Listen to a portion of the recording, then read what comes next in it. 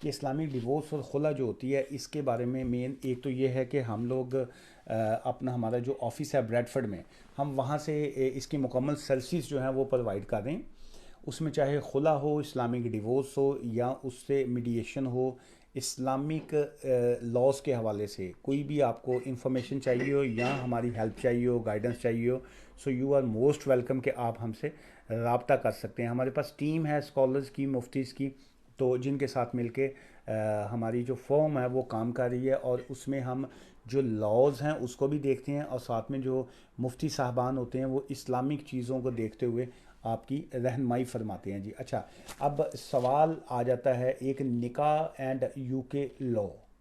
ठीक है जी, निकाह एंड यूके लॉ, इसका जवाब ये आता है कि currently the marriage contract of a निकाह has no legal standing under UK law if taking place in the UK. The marriage contract of a निकाह, जो निकाह का आपका कॉन्ट्रैक्ट होता है, हैज़ नो लीगल स्टैंडिंग, उसकी कोई लीगल की हम बात कर रहे हैं जी। इस्लामिक निकाह है ऑब्वियसली, एज अ मुस्लिम वो हमारा जो है मेन वही होता है, उसी की बेस पे ही हमारा निकाह टिकता है।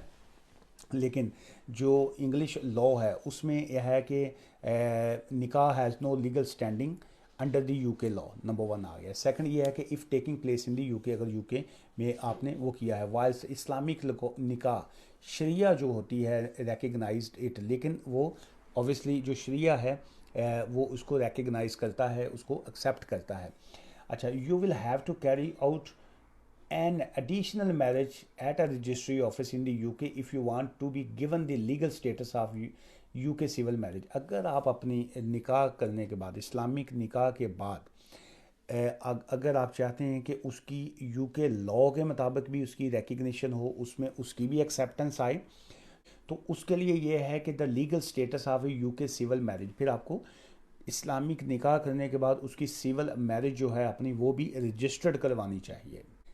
अगर आपका इस्लामिक निकाह हो गया और उसमें आपने अगर उसको फिर आपको नंबर एक तो ज़रूरत नहीं है कि आपको इस्लामिक निकाह के बाद डिवोर्स लेने के लिए आपको लोकल कोर्ट में जाना पड़े।